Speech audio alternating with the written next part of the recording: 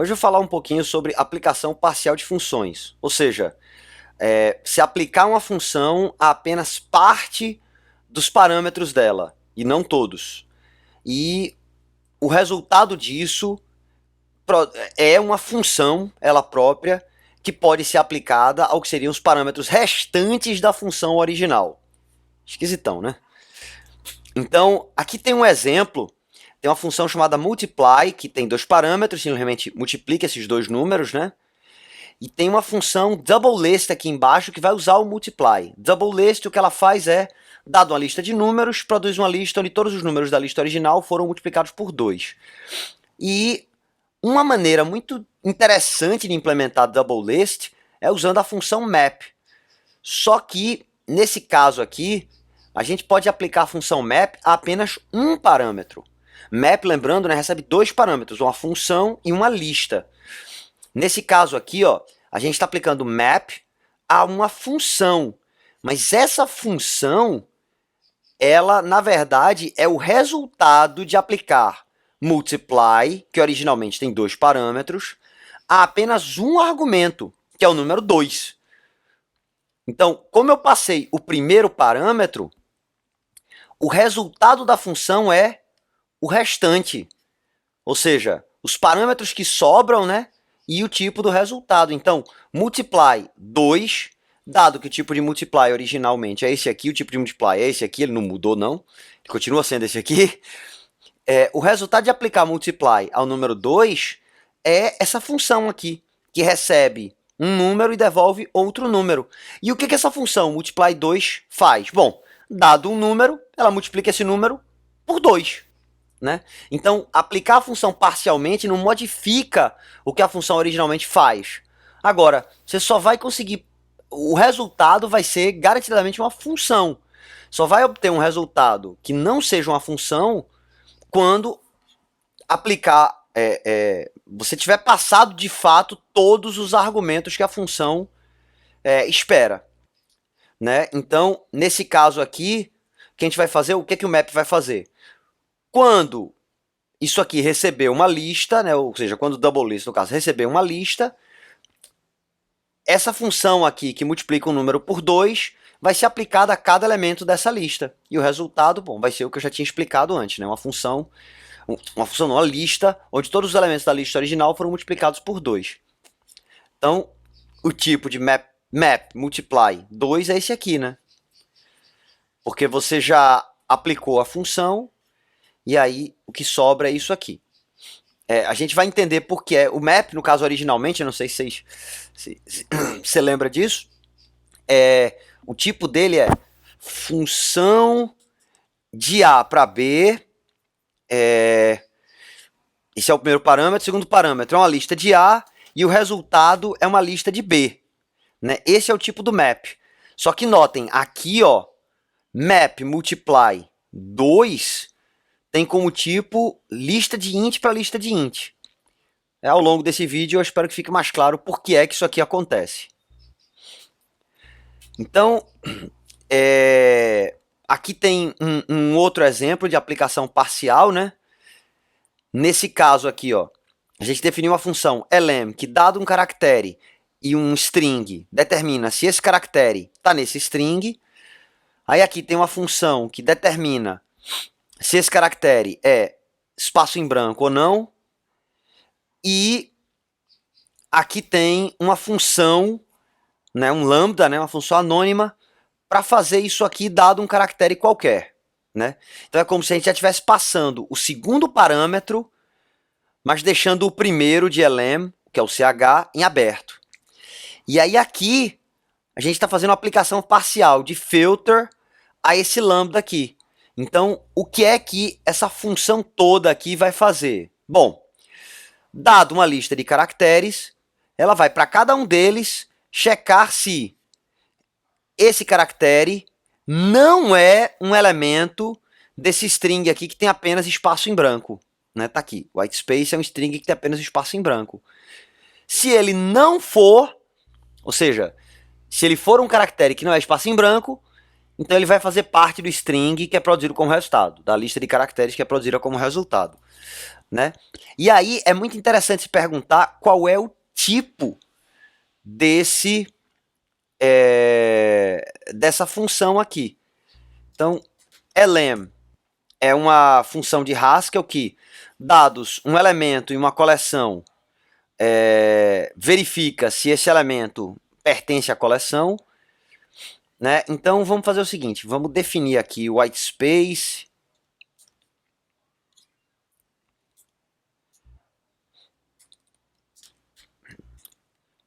né? E aí definir esse carinha aqui, vamos, não, melhor ainda.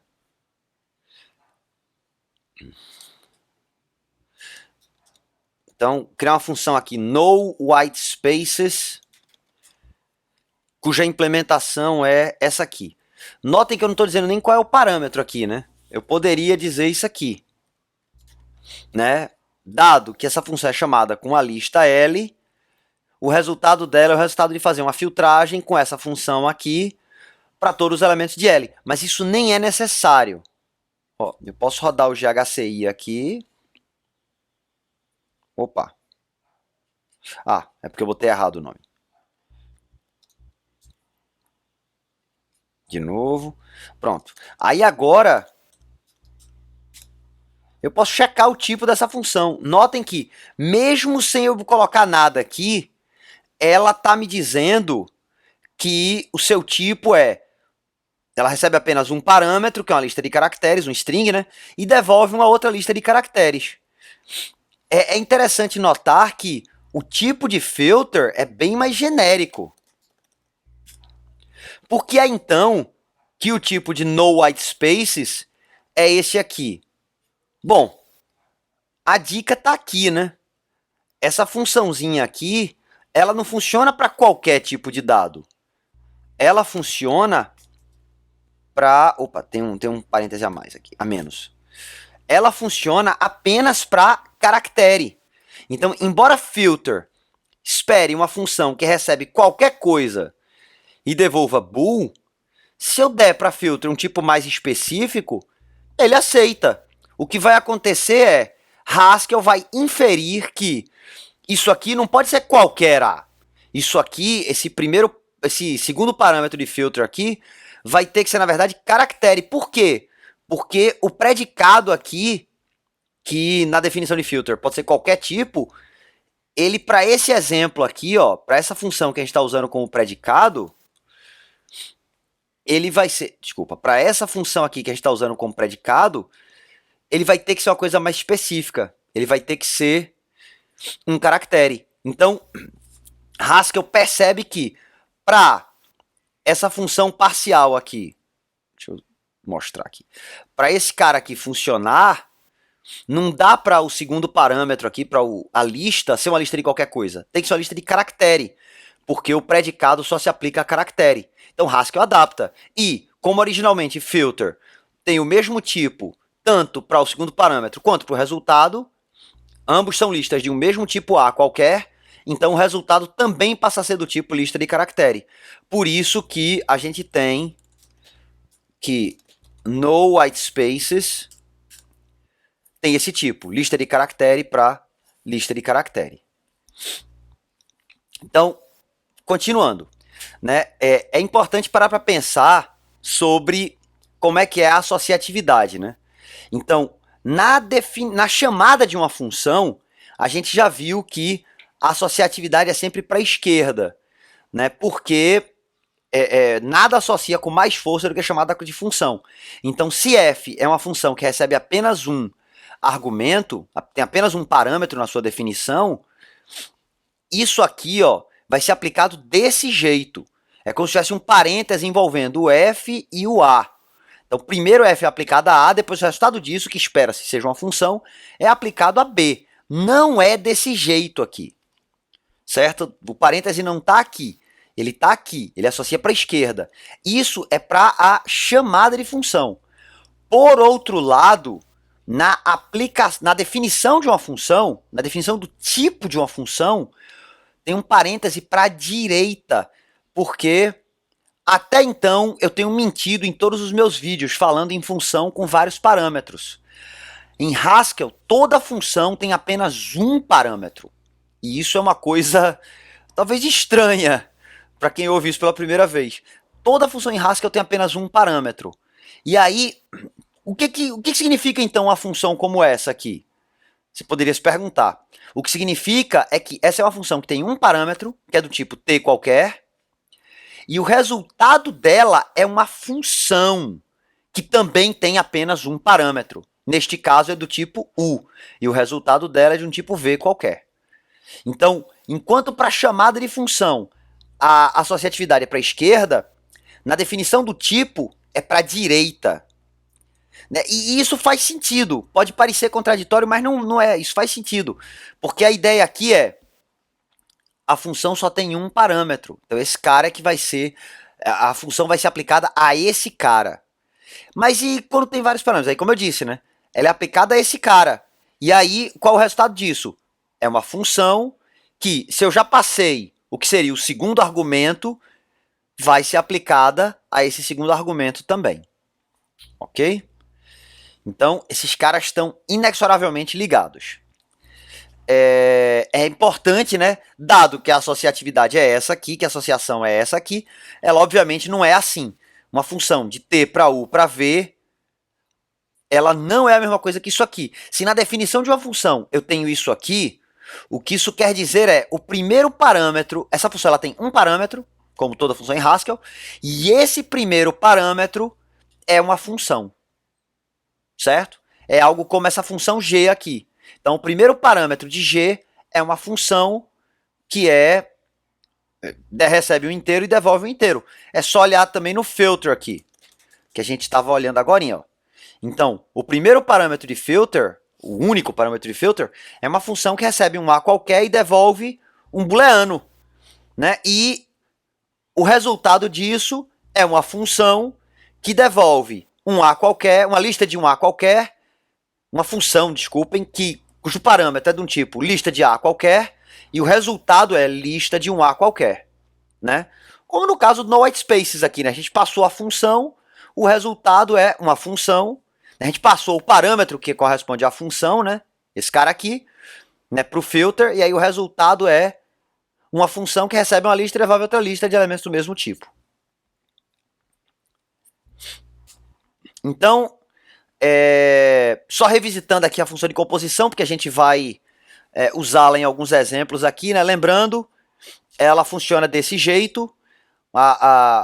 Esse operador aqui, quando aplicado a f, g e x quaisquer, ele aplica g ao x, né? G é uma função, e o resultado disso é passado para f. Notem que aqui eu estou dizendo f, g, x. Primeiro parâmetro é o f. O resultado é isso tudo aqui. Dessa função aqui, ó, função de t para u até função de t para v. Isso tudo é resultado.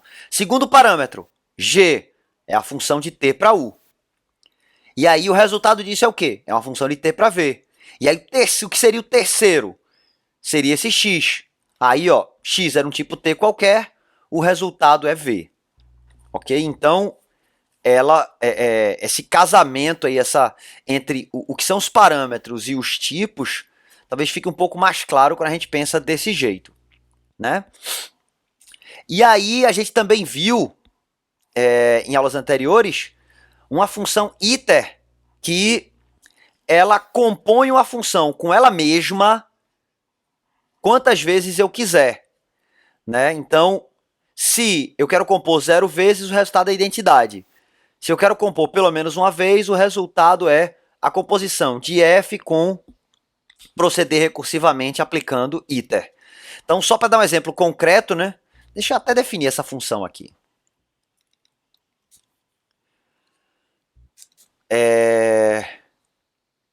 Então, aqui ela tá ok.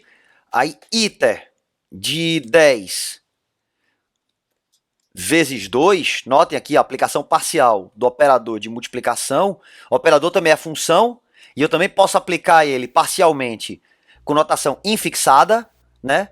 Se eu faço desse jeito, 2 é o segundo parâmetro, o que falta é o primeiro. Se eu faço desse jeito, 2 é o primeiro parâmetro, o que falta é o segundo. Mas eu vou deixar assim. Então, o que é que significa? 10 iter, né, de uma função que multiplica o número por 2 10 vezes. Ah, eu esqueci do argumento. Estou querendo aplicar parcialmente a função, mas eu esqueci de passar o argumento que falta. Então isso aqui dá 3072. Por que dá 3072? Porque eu vou compor isso aqui, essa função aqui 10 vezes, ou seja, eu vou multiplicar um número por 2 10 vezes, ou seja, eu multiplico por 2, depois multiplico por 2 de novo, depois por 2 de novo, depois por 2 de novo, ou seja, eu elevo 2 à 10ª potência, que esse é o resultado de multiplicar 2 por ele mesmo 10 vezes, e multiplico o resultado disso por 3. E aí, 1024, né, que é 2 elevado à 10ª, vezes 3 dá 3072. Então, aí aqui a gente já vê uns casinhos mais interessantes. Então, quanto é o resultado?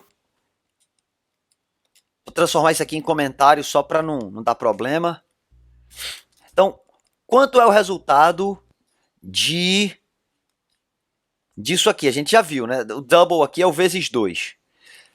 Aqui, ó, nesse caso, eu estou usando notação pré-fixada, ou seja, eu estou multiplicando 2 por outro número. Só que para o operador de multiplicação, tanto faz se ele está recebendo o primeiro ou o segundo parâmetro, porque a multiplicação é comutativa. Logo, o resultado vai ser o mesmo. Se, por outro lado, eu tentar fazer isso aqui, o que acontece é um erro. Por que é um erro? Porque eu estou dizendo que esse cara aqui vai ser aplicado pré-fixado. Mas, do jeito que eu estou passando aqui, fica parecendo que ou 2 é uma função, ou que eu estou supondo que esse cara vai ser infixado. Na verdade, a reclamação dele aqui é: ei, você está tentando fazer com que o 2 seja uma função. E uma função que recebe uma outra função como argumento. Haskell não entende isso. Ele enlouquece. Então eu não posso tentar passar um operador pré-fixado, né, ou seja, entre parênteses, como se fosse infixado. Tá? Aqui é o que a gente já viu antes, né, que funciona. Que funciona a mesma coisa, né? Aqui a mesma coisa. Aí aqui a gente tem um exemplo mais interessante. Então, qual o resultado disso aqui? Bom, eu vou fazer a composição, né? Por que esse aqui é mais interessante? Porque a divisão não é comutativa. Então, existe uma diferença entre fazer a notação pré-fixada ou infixada, né? Infixada, como está aqui, ó, sem os parênteses, significa que eu vou compor essa operação de divisão 10 vezes, ou seja, eu vou dividir esse cara aqui por 2 10 vezes, né? E aí o número vai dar algo próximo a 2. Não exatamente 2, mas algo próximo a 2. Se, por outro lado, eu uso notação pré-fixada, aí eu tenho um resultado esquisito. Eu vou até mostrar o resultado primeiro. O resultado dá 2000. Se, por outro lado, eu fizer 11 vezes, o resultado dá 1 vezes 0,001. A pergunta é por quê? Por que o resultado dá diferente? Bom, o óbvio é... Bom, porque a divisão não é comutativa, eu já disse. Tá, mas como é que isso está afetando o resultado? Bem, o que está acontecendo aqui é... Eu tento dividir 2 por 2000, certo?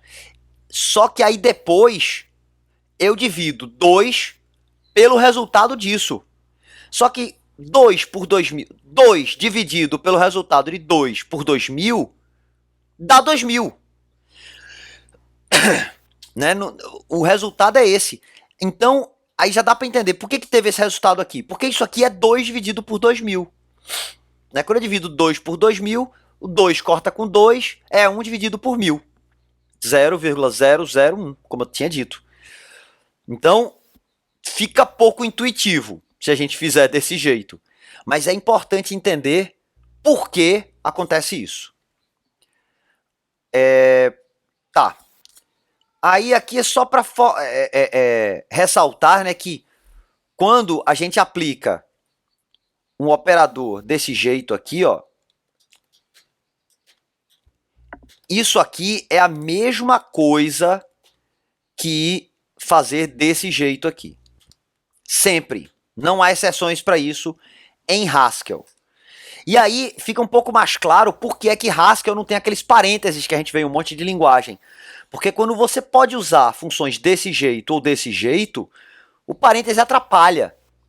Porque ele praticamente demanda que você tenha uma sintaxe diferente. Porque se você não tiver, fica muito confuso. Né? Se você não usar uma sintaxe diferente para aplicação parcial. Sem os parênteses, porém, não tem essa confusão. Certo? Porque eu aplico a um argumento ou aplico logo a dois argumentos.